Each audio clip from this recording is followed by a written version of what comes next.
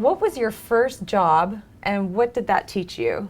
One of my first jobs was delivering papers. Really? So I was 10 years old. I was actually filling in for another kid that had a paper route.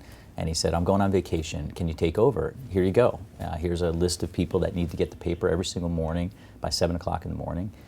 Take it over and I'll pay you X dollars, whatever it was at the time. And I was excited about it. It gave me an opportunity really to be an entrepreneur. And if you think about what you have to do to run a paper route successfully, it's like what every business person or entrepreneur goes through. You have to think about your customers, who they are, where they're located. You have to think about inventory and product. You have to have great discipline. You have to get up early in the morning. You have to organize the night before. You have to plot a route. And then you have to innovate. How can I get this done quicker and faster? You have to deal with situations that might come up like rain. What do you do when it rains?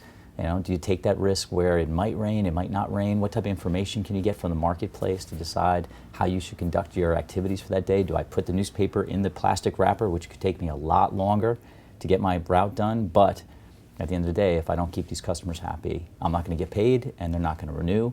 So maybe I do take the extra time and prepare in case it does rain. So there are a lot of lessons that you can learn from running a paper route that I think are great for a kid that you can use throughout your entire life.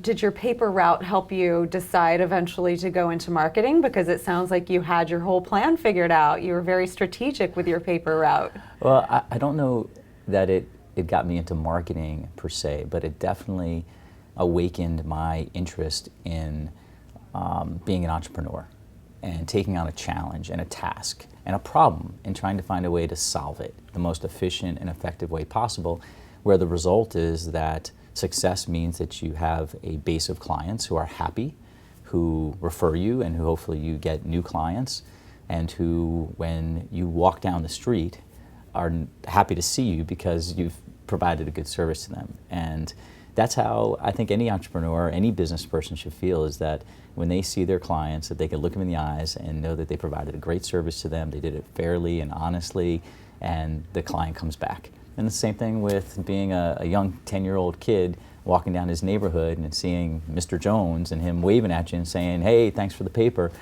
instead of saying, hey kid, my paper got all wet or you didn't deliver to me until 9 o'clock when I was already at work. So I think you learn very quickly lessons about entrepreneurship and customer service and the pride that you can have in doing a really great job. Why did you decide to go into digital marketing? What drew you there? What drew me into digital marketing is my love and passion for technology, but probably more so just my interest in communications. I've always been fascinated with how an idea gets constructed and how it gets communicated.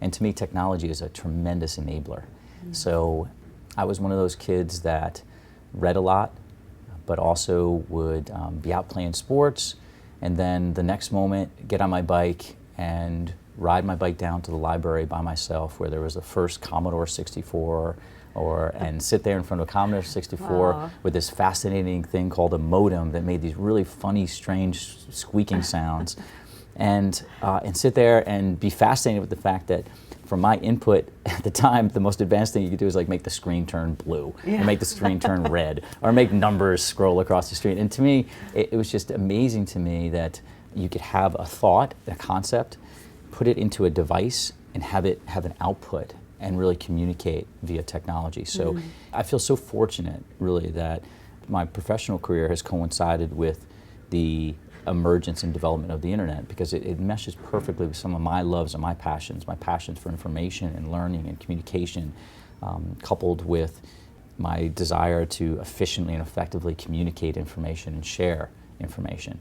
And the internet allows us to do that in ways that we've never even imagined. So digital marketing falls right in line with my interest to communicate, to use digital means to help do that more effectively, and to make a career out of it that I love. Tell us a little bit about Inflexion Interactive, your work and your clients. Sure. Inflexion Interactive is an award-winning digital marketing agency. We serve Fortune 1000-like type of clients. They could be some mid-market clients that are growing, typically 100 million to 500 million type of businesses or brands.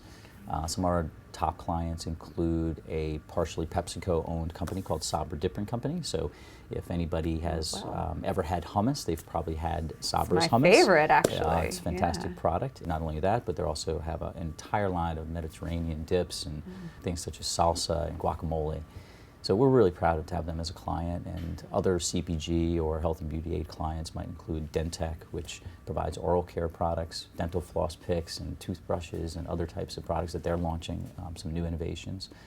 And one of our clients that are located in the New York City area called TDF, which is a Theater Development Fund. Most people don't know of them, but they're a significant organization and really a trade association for Broadway.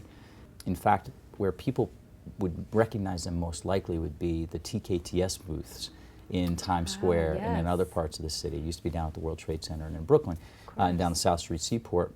So whether you're a resident of the New York City area or you're a tourist, at one point or another you go through Times Square and you'll always see a TKTS booth, and it makes Broadway and theater more accessible, whether it's Broadway or off-Broadway, much more accessible to people. So we're really proud of those clients. We love working with them. We love trying to innovate for them.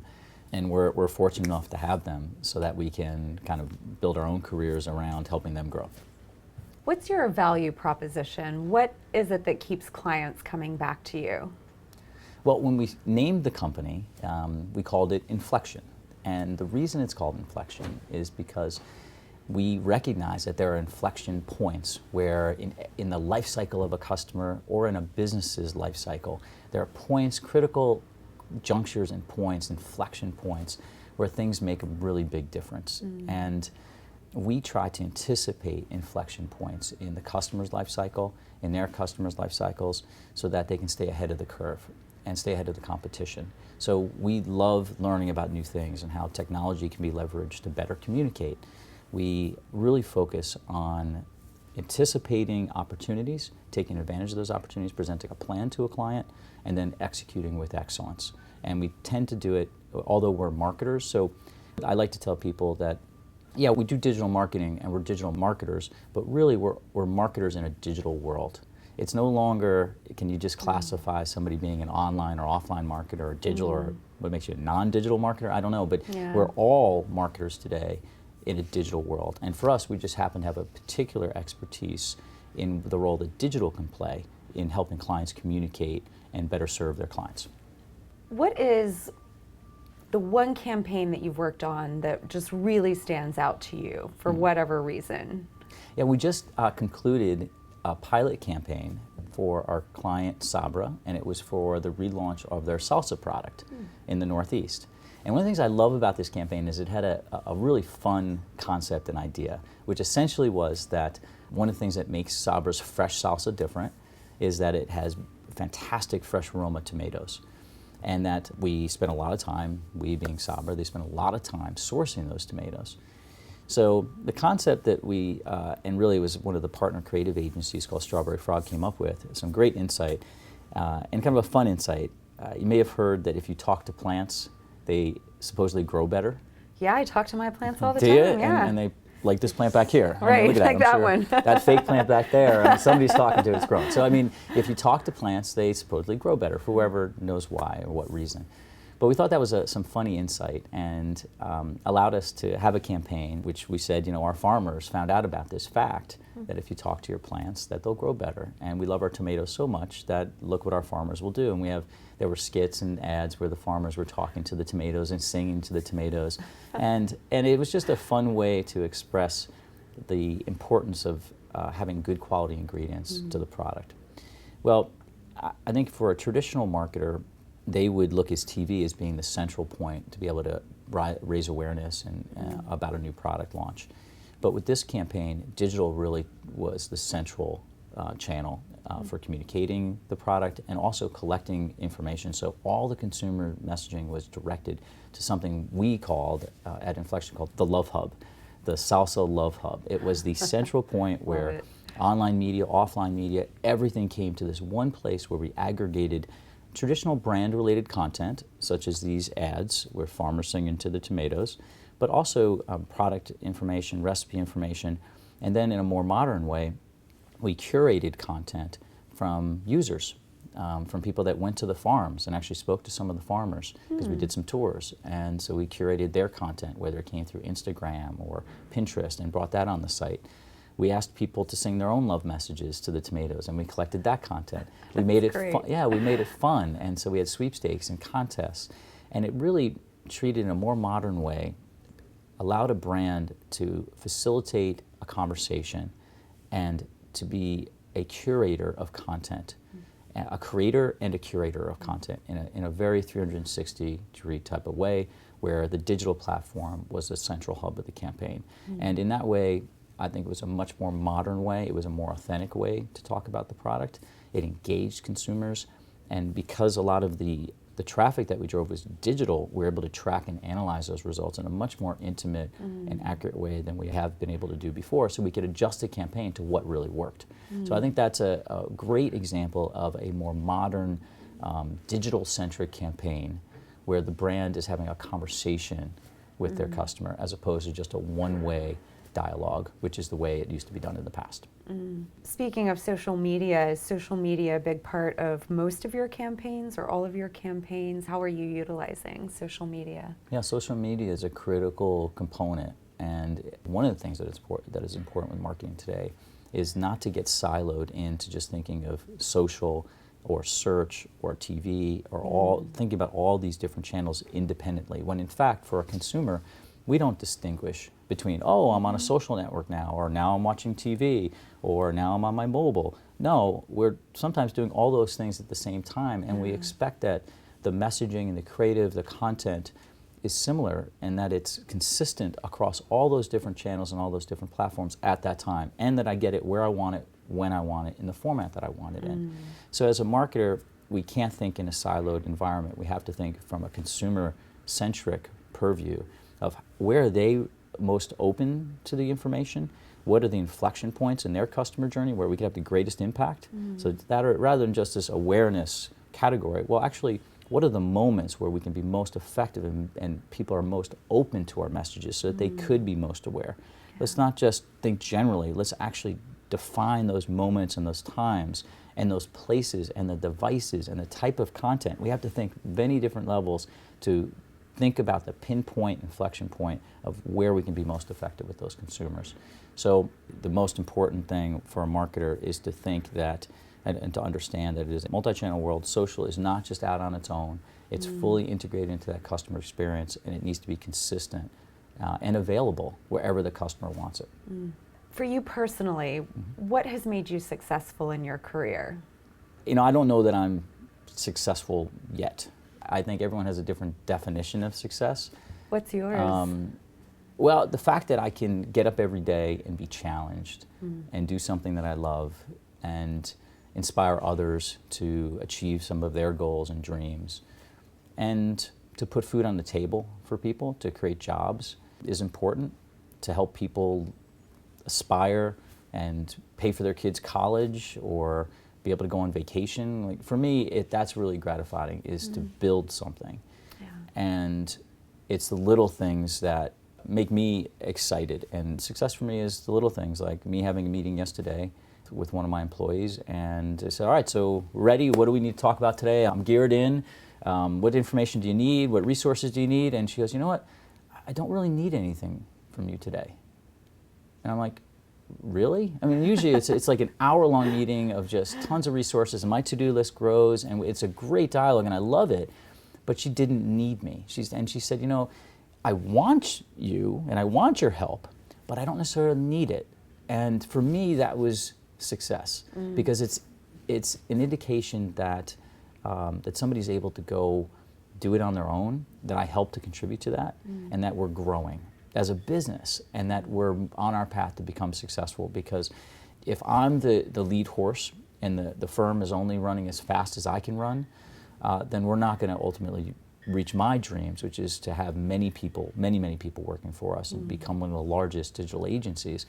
That won't happen if everybody's watching, following me. It has to be a group effort, and they'll run a lot further, and we'll run a lot further and a lot faster if collectively everybody is running together. Because I need a break. Everybody needs a break, and there's some other horses that can run this race a lot faster and a lot better than I can. and it takes a lot of horses to run a race. So for me, success is some of those little moments, but making a difference, adding some value to the marketplace, to our clients, and to our employees. What's been your biggest challenge in your career path? Well, my biggest challenge is just being patient. I am inspired to create and to build and to solve problems, and whether they be business problems or social problems, community problems, I want to make a difference. Sometimes I just have to sit back and recognize that certain things take time. Being patient is probably one of my biggest personal challenges. What element of your education has been most helpful to you in your career? I know a lot of times for college students or graduate students, it can sometimes be hard to know what to hone in on, what will really make a difference later when you're putting your knowledge into action. So I'm curious, what about your education has helped you the most? I think the answer of what worked for me and for my education and how it helped me get to where I am is going to be different for every person. So I wouldn't tell everybody to follow my exact path. I happen to have more of a diverse general education, more of a liberal arts education. And that's not the right answer for everybody at all times. So I went to Syracuse University. I had a liberal arts degree. I majored in political science out of the Maxwell School of Public Service, Citizenship and Public Service. I'm proud of being associated with that school. They really do teach you about the world and your role in it and how to be a good citizen and how to make an impact. And at the same time, I recognized and was really passionate about business and marketing, and I took a minor in business as well. Okay. And so those two things combined gave me a very diverse background, where at one moment I might be studying financial statements, next moment I might be studying Buddhism and geopolitical theory, and collectively that really spoke to the things that interest me. And as somebody that enjoys understanding information, learning, and solving problems, that was a perfect education for me. What role have mentors played in your life? Have you had many? Have you had one special mentor? Yeah, I always find this question, this topic, interesting. I hear people talk about the many mentors that they've had and how influential they've been in their lives. And for me, I don't know it's as distinct, actually. I mean, there's people that I've learned things from, but there hasn't been any one or two person that I think has been that mentor that's guided me through, my whole life or huge stages of my career. And I've never really talked to many people about it, but I would be interested to understand what the reality is of people that are in various careers and the role that mentors have really played. I think that there are people that I've learned a lot from, like Dan Lin, who was the founder of DigitalGrit, which was one of the original startups that I was involved in 2001. And he is a tremendous person, both from a family perspective, as a business leader, and as somebody that cares about his community. I learn a lot. And sometimes it wasn't the lessons that he was teaching me at that given time, but they're the memories of the experiences that I had that provided mentorship. I also believe that there's people that are active mentors in your life and live people, but there's also mentors that you can have in a virtual sense, people that you've read. So Stephen Covey, who wrote 7 Habits of Highly Effective People. In some ways, I consider him a mentor. I mean, there's things that he taught me and things that I read and learned from him that are very useful in my life. And there's other people that inspire you that are mentors, whether or not you had a personal relationship with them or not. People like Arthur Ashe or Richard Branson or Michael Bloomberg, or even people like Benjamin Franklin, which I reread autobiographies on Benjamin Franklin recently. Really? And Benjamin Franklin is one of the first autobiographies I remember reading as a very young kid, and I was fascinated with him. And then I kind of forgot about him. And over the last couple of years, I reread things about Benjamin Franklin, and I know exactly why I was inspired by him, is because he was an innovator, he was a problem solver, he loved technology, and also had a nice social aspect to himself. So I think there are real live, real-time mentors. There's people that you just learn from because you observe them. And then there's kind of virtual mentors that you learn things from that can help to guide you. I love that. I think you just coined a new term, virtual mentor, right here. That's it, right now. And Copyright it. that's really, what Starter TV is all about. You're a virtual mentor today to all the people watching you. What advice do you have for young people, maybe millennials in particular? There's a lot of talk, of course, about the job market for that generation and people coming out of school and having a difficult time finding jobs. What type of advice do you have for them? What an exciting time to be in the job market today, and what an exciting time to be alive.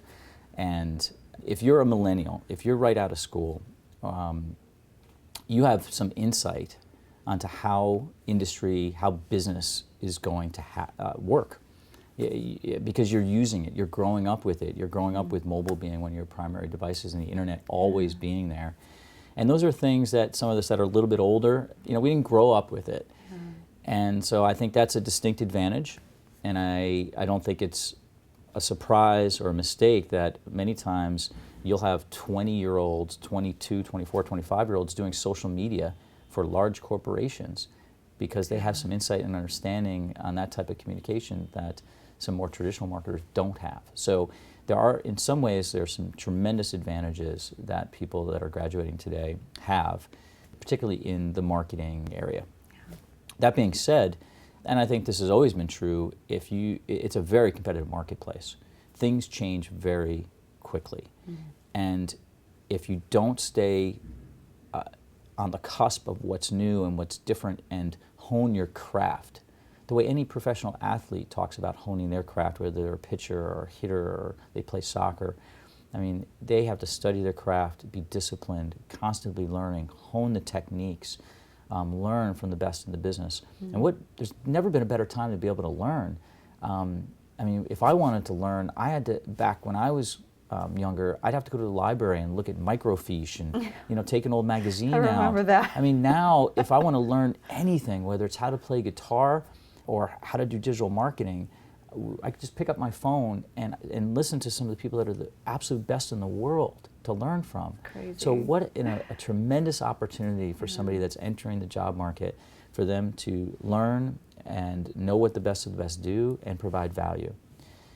My other bit of advice would be to stay hungry, but to find people that are innovators and leaders themselves within a particular industry and try to get into that company, even if it means you've got to sweep the floors or be a coordinator or open doors or serve coffee, whatever you need to do.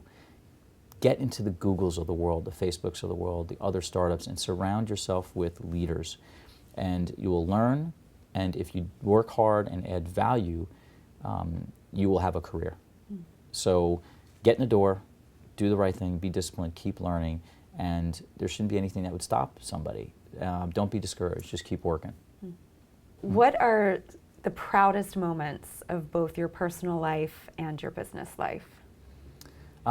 Personally, some of the proudest moments, besides being an uncle to 5 great nieces and nephews, would be, there was a moment a couple years ago where we were celebrating the 10-year anniversary of Party with Purpose. And Party with Purpose is a charity that I started after 9/11. And our goal was to try to bring people together and produce events that raise money for local children's charities that needed some help. So really to add more substance and significance to our lives, because at that time many of us were working really hard and we were playing really hard, but we weren't really connected to the local community.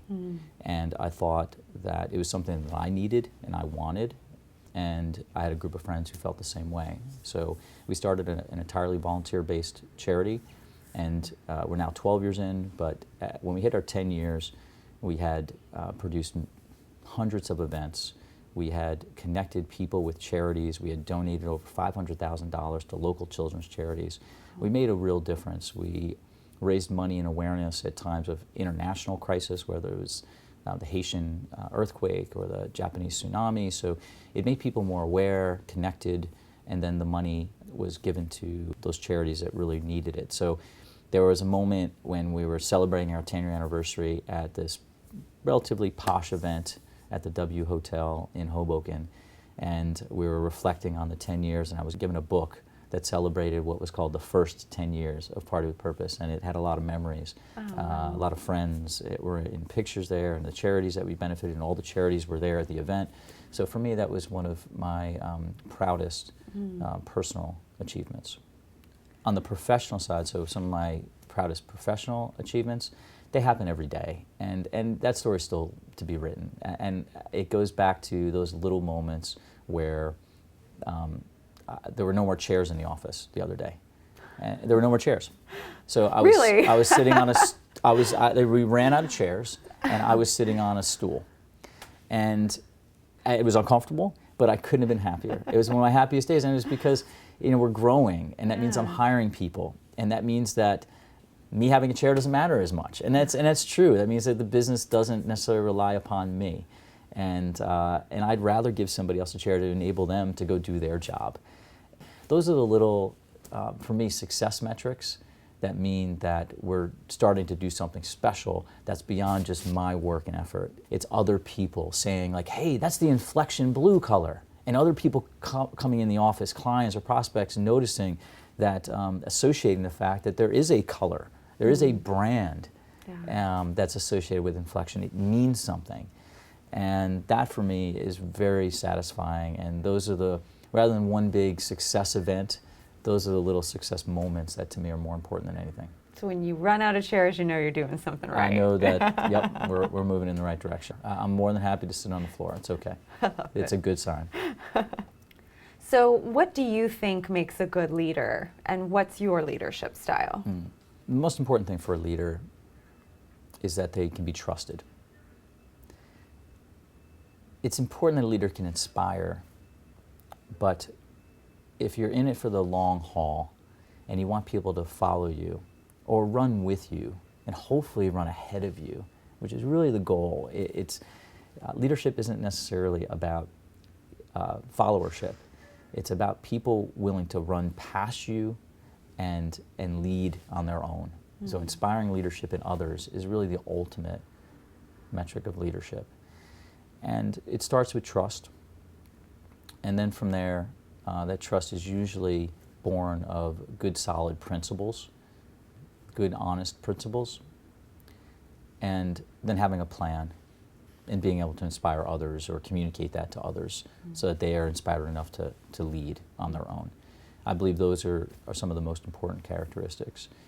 My personal style is will change. It depends. It's somewhat situational, but it is rooted in trust, thinking big, inspiring people, but also expecting and believing in people that they can do big things and not letting them off the hook. So I'm going to expect big things out of myself and that we're going to accomplish something important, and I believe that everybody has that possibility. For example, we have launched something we call the Greatness Campaign and the Greatness Project. And this was born out of a desire for us to more clearly define who Inflection is and what do we want to be when we grow up and what will it take for us to get there. And I just felt it was time this past summer for us we were working really hard, we were accomplishing a lot, and I wanted to treat everybody to a bit of a break. So I rented a house out in Montauk, and we brought everybody out there for 3 days, and they were work days.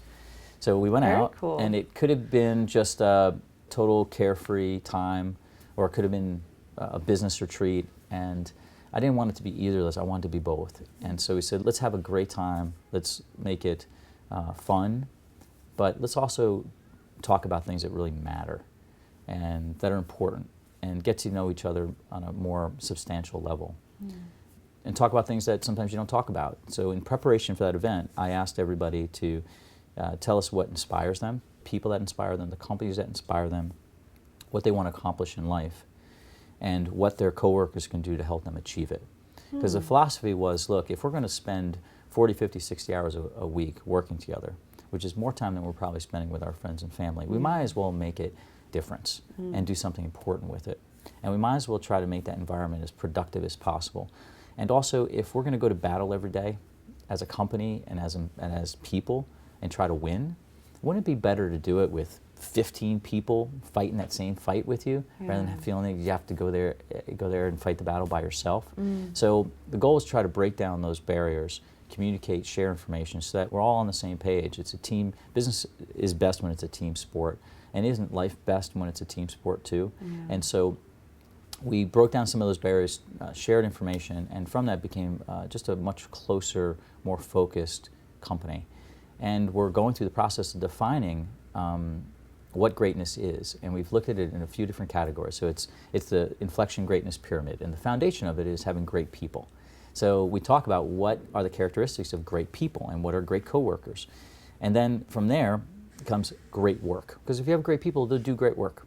And if you do great work, you'll attract great clients. And so we actually are defining each of those categories to move our way up the pyramid. And once you have great clients, you do great work and you have great employees, you have an opportunity to have great impact. And for us, we're defining what impact is. For me, it's not just going to be my definition. It certainly is a growing, successful business that creates jobs and careers for people. But it also is our ability to impact the community at large. And that's something that's important to Inflection. It's important to our folks. So we have charities that we support. We participate in charitable events. We give money. We have interns. We do everything we can to try to look at ourselves not just as a business that's just trying to make money, but actually a business that's trying to make a positive impact on our community and on our clients. Do you feel like there's a real departure at this point from some of the internal struggling and competition that sort of used to define people's careers and more to the team effort type of model? Do you see that a lot in other peers and companies? There's a healthy role for competition within a business internally. There's also a way that it can be very unhealthy. And there's a really important role that teamwork plays. Probably the most important thing is how do we collectively get the most out of every single individual in this business and make the sum greater than the parts. At the end of the day, as a digital marketing agency, what I'm selling and what I offer to our clients is people. It's people with ideas and people that can do things. So for us, it has to start with great people. That's where we start, is having great people, because that's my product. And what does it mean to have great people? It's unlocking the assets within each individual, making them work well together so that we can produce a better product for each client. So for us, internal competition can be healthy, and that helps people to innovate, and we ask that of people, not in a negative, competitive way, but in a way that says, hey, what have you learned today? Teach me something. So I have regular meetings with people that say, hey, our agenda today is teach me something. What did you learn this week? Great. What did you learn this week, and what is something that I need to know about what's happening in industry and what's happening here, and how are we moving the ball forward every day in people, process, and technology, and what are you doing to make that impact? And what are we doing with your career? What are we doing? And so I think the key element for us is unlocking the potential in each individual and finding a way to share that and integrate it with the overall team's goal. And in that way, we move faster and further as a group. And it's core to what we offer our clients. It's really our people and our ideas. What is the state of digital marketing right now? What's happening? What's the landscape? What do you see coming up? It's a really exciting time to be in marketing, and in particular to be in digital marketing. We are past our adolescent stage, and we are emerging through our young adult stage and starting to get into adulthood. But digital marketing and digital in of itself is still very disruptive and a challenge to the status quo, and I love that.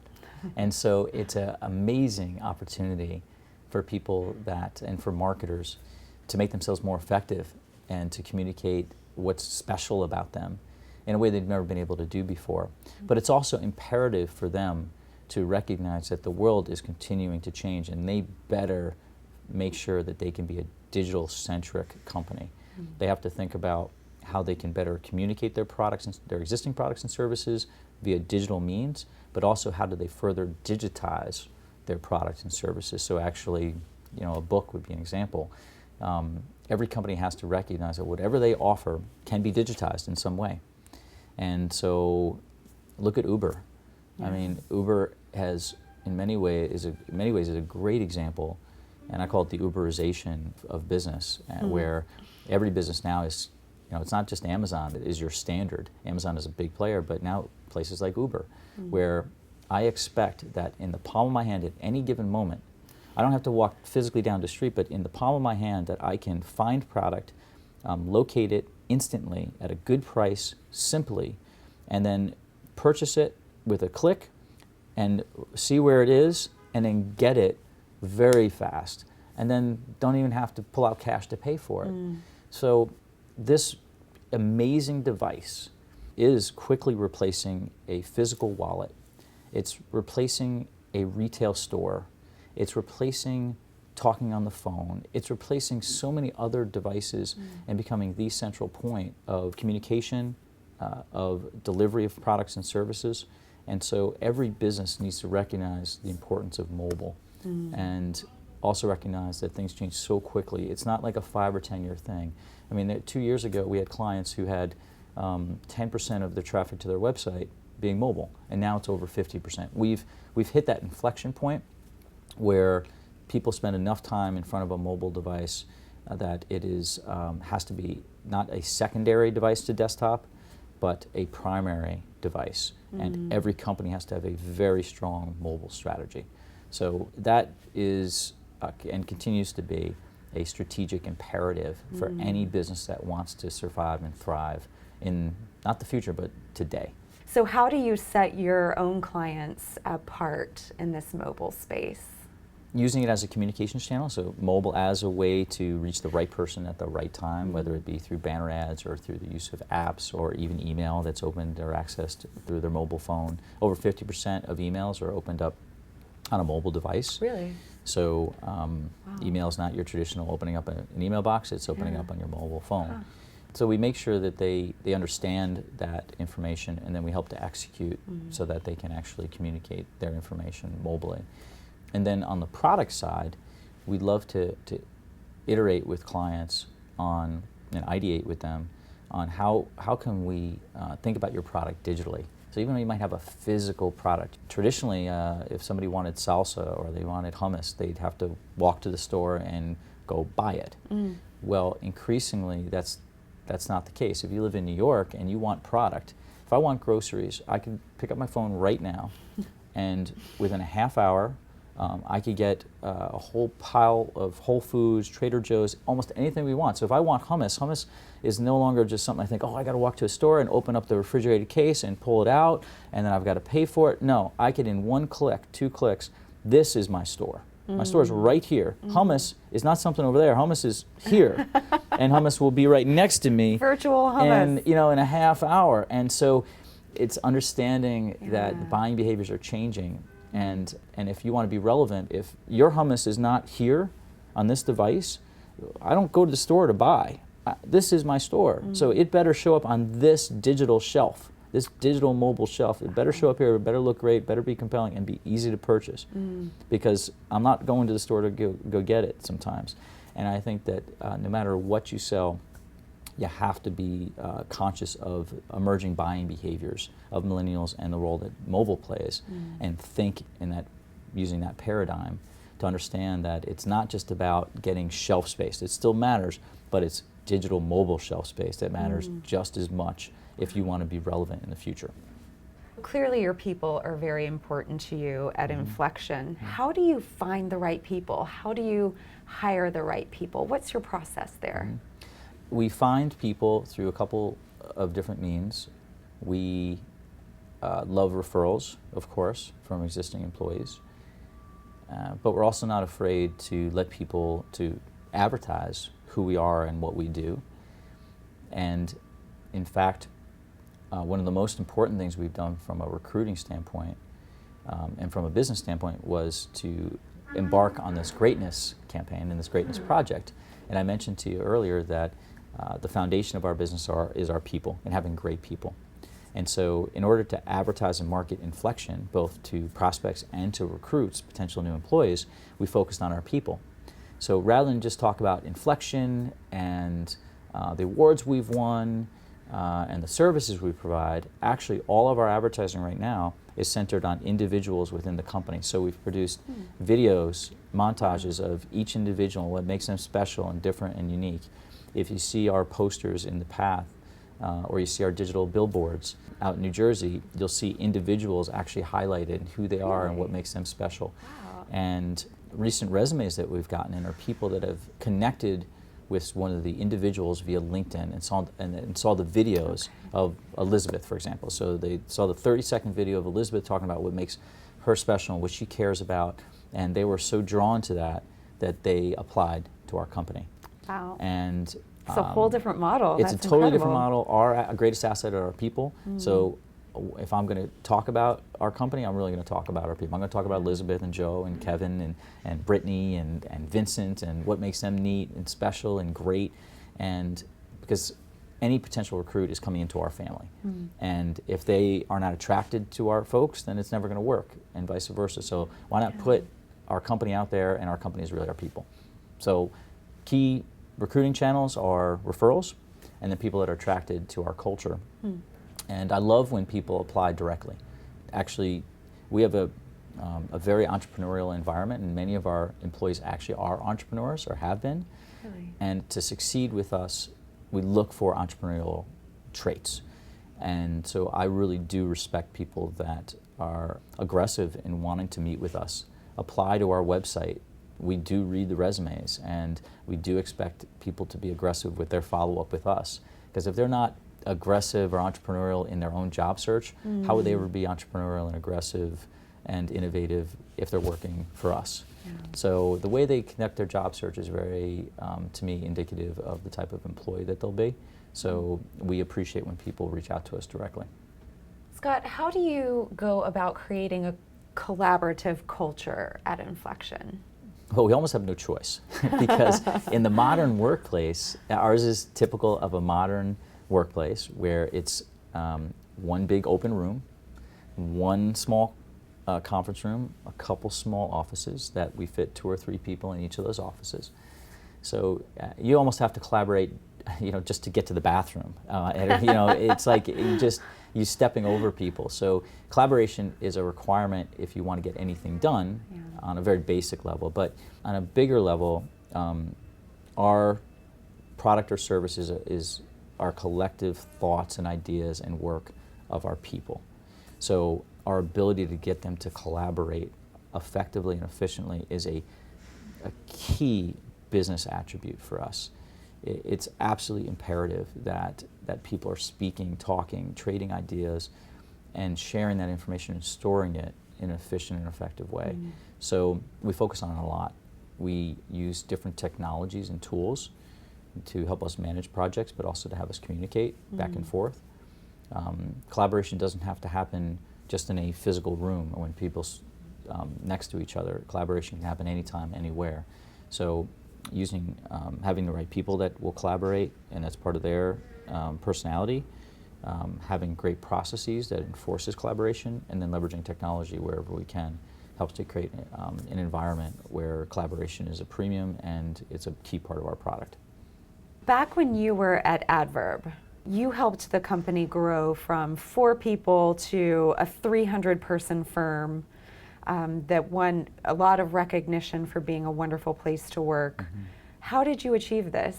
It was a great ride. I learned a lot from that. The company originally started as a business called DigitalGrit. And prior to being sold, we renamed the company Adverb.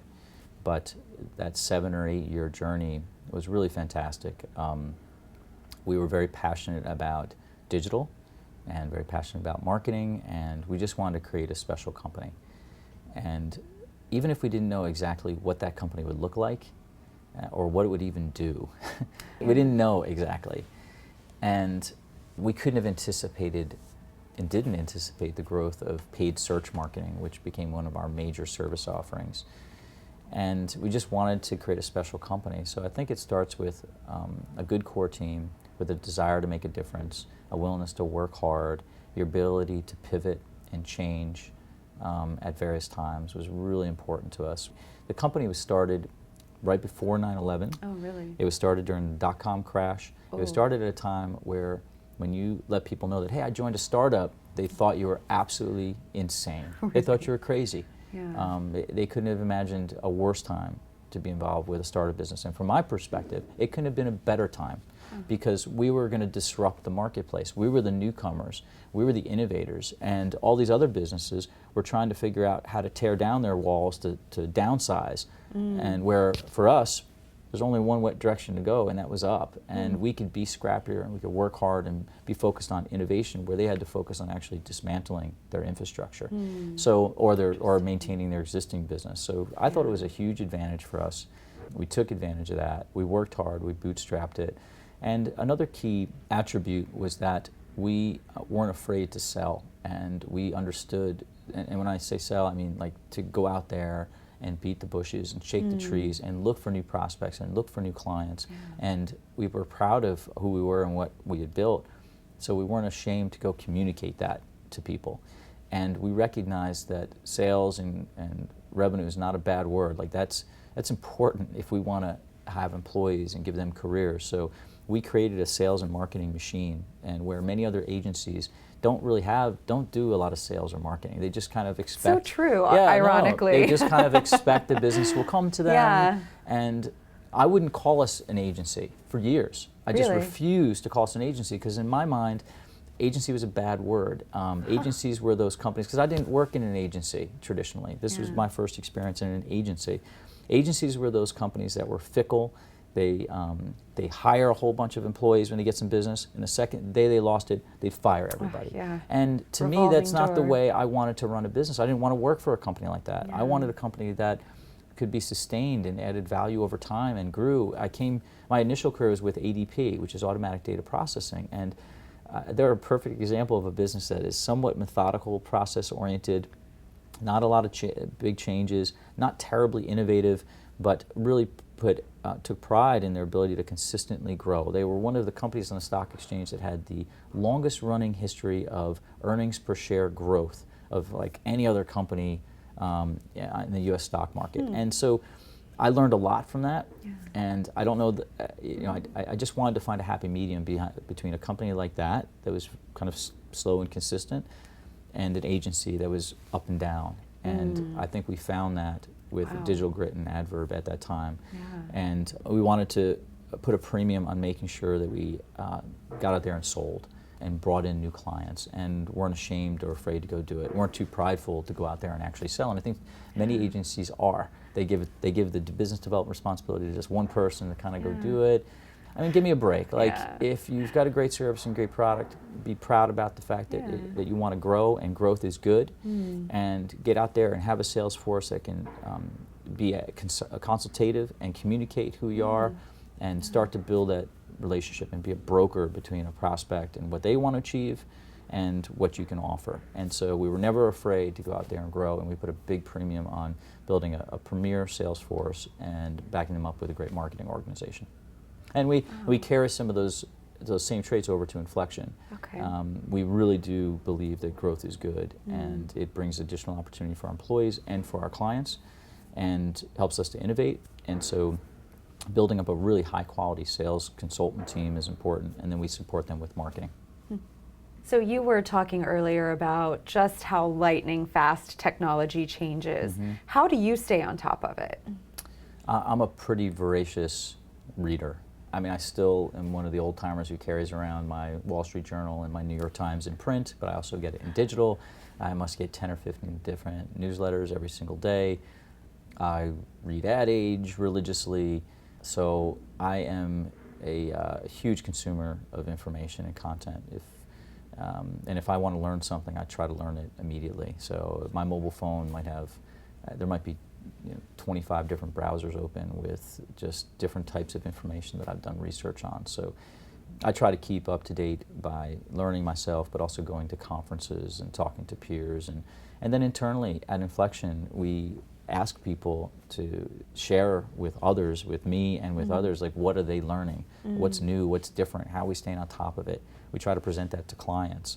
So innovation is a key part of who we are. In fact, we're called Inflexion because we try to look for and anticipate the inflection points in clients' businesses and in business in general and in industry.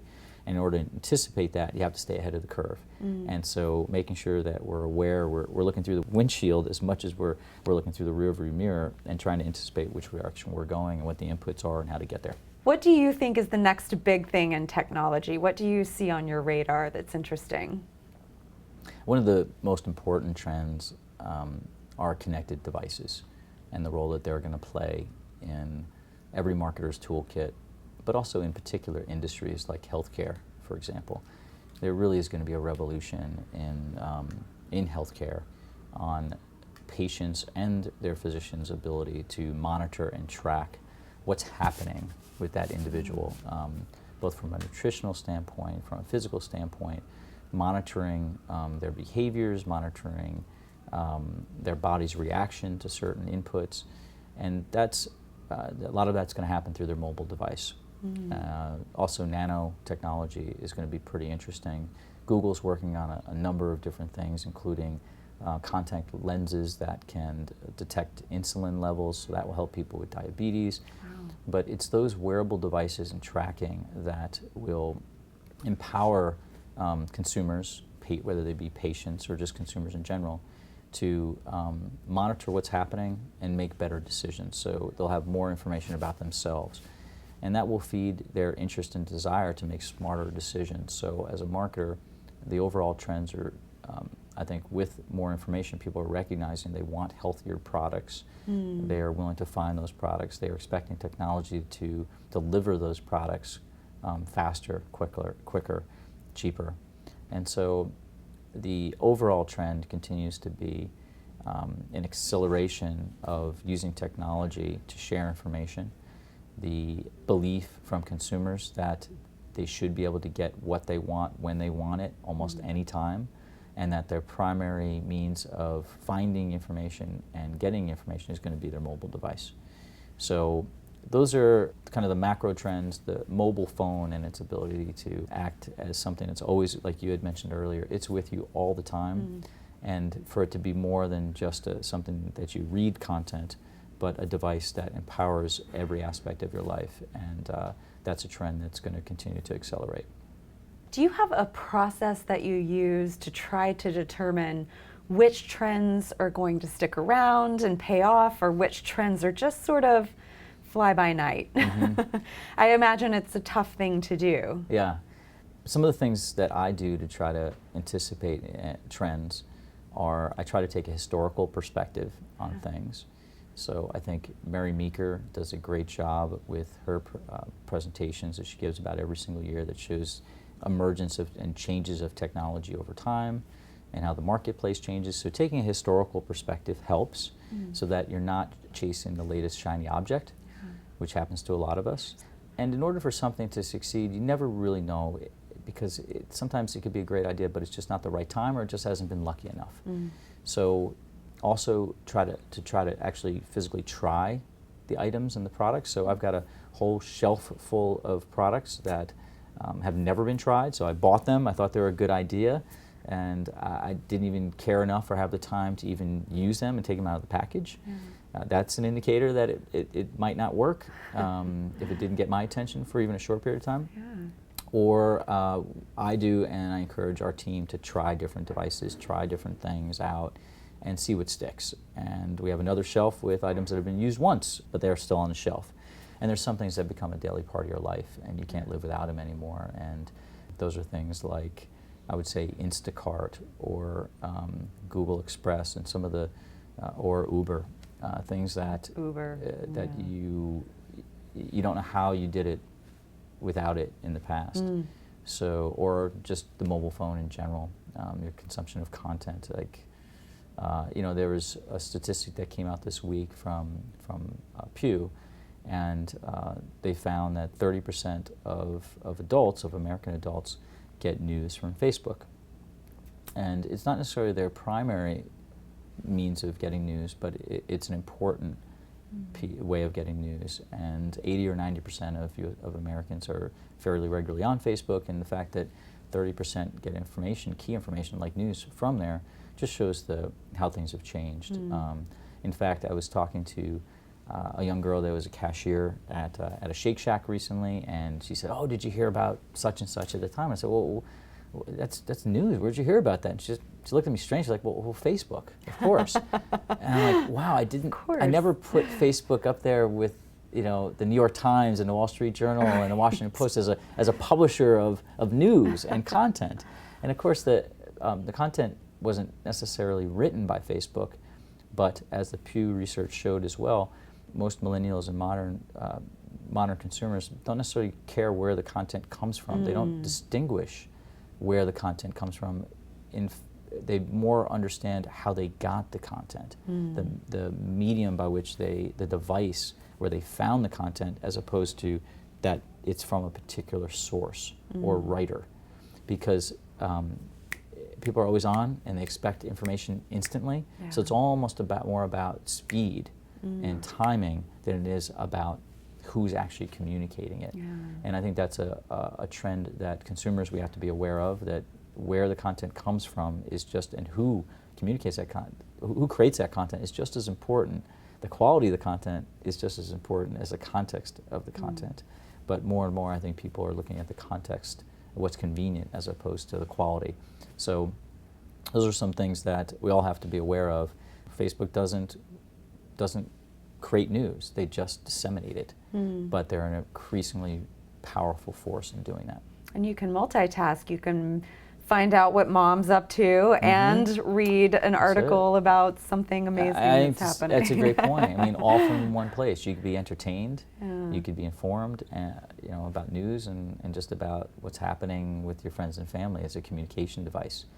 That's very powerful, very important, and any modern marketer or business person has to heed some of those warnings and also understand how they could be translated into opportunities for them. Giving back is clearly very important in your life. So you talked a little bit about Party with Purpose, and I would love for you just to talk to us a little bit more about how you utilize your business and communication skills in your philanthropy work. Yes, giving back is really important to me.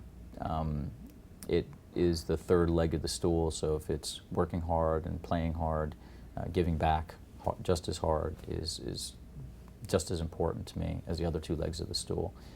Well, I'll give you an example. We, just as a reminder, Party with Purpose is now concluding its 12th year. We're a volunteer-run organization. We're mostly in the tri-state, New York City tri-state area, but we have given to some international causes at times, and we do events like a 5K or a party to raise money for local children's charities, and we give specific restricted grants to those children's charities. So I do believe that you can combine good business and good philanthropy. And I think a perfect example of that was Inflection is a supporter of Party with Purpose. So we'll help with the website, we'll do web maintenance, we'll help with the marketing. Party with Purpose produces a 5K. We actually do a 5K in Hoboken. We've done it for 10 years. And we ask corporate sponsors to come in and support the 5K. It's not only a 5K for adults, but then we do a kids event where we bring the kids from the charities to the event and give them an experience. Then we have an after party. So it's really a beautiful community event. Well, we want to raise as much money as possible too. And one of the ways that we've done that is to have people sponsor. And we were able to attract great sponsors like, from our Inflection clients. So Sabra became a sponsor, and Dentech became a sponsor, so they gave money and product, and then everybody wins. So part of the concept of Party with Purpose was that you don't have to change your entire life to make an impact. You can still work hard and play hard and also give back in a significant way. And I take that same philosophy into Inflection. And so we do give back, we support various charities, we'll participate, and we love the fact that our certain clients also have some of those ideas as core and part of their mission, and are able to participate with us in giving back. You've been a big part of the Hoboken Relief Fund as well as the Hudson County Boys and Girls Club. Tell me a little bit about that. What is that all about? How have you used your skills to promote those organizations and their missions? We had a major event occur in this area with Hurricane Sandy coming through, and I felt that I could help out, so a few of us in the middle of the storm, or right after the storm, got together at City Hall in Hoboken. The city was, at that point, almost three-quarters covered underwater, under 2-3 feet of sewage water and everything else that you could imagine. And we recognized that we're going to have to rebuild the city.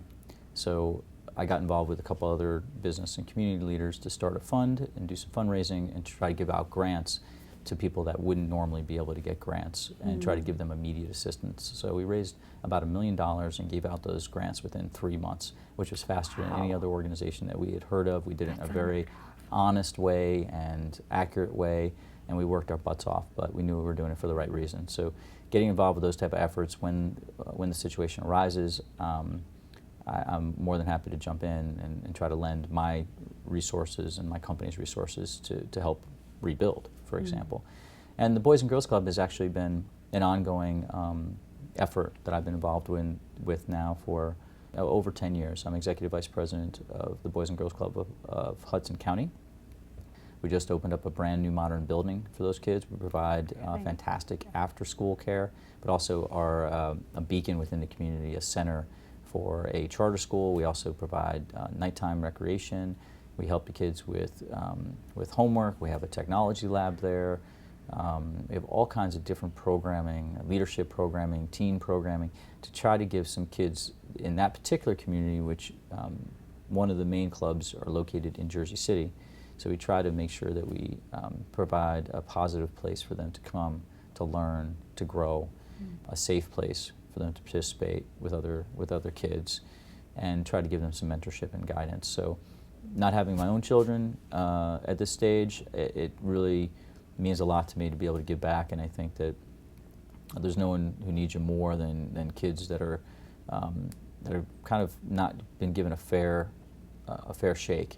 And there's little things that we can do in the community to try to give them a little bit of a lifeline and give them a little bit of a leg up, because some of us have been very fortunate. We've grown up in middle-class families and have been given, education and opportunities that we don't even realize we've had.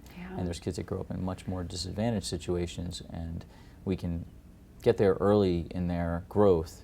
And if we can provide little bridges and little stepping stools for them, it benefits them, and it'll benefit the community in general. So that brings me a lot of joy is to see these kids grow and become successful adults, and know that I and others, were able to play a role in that.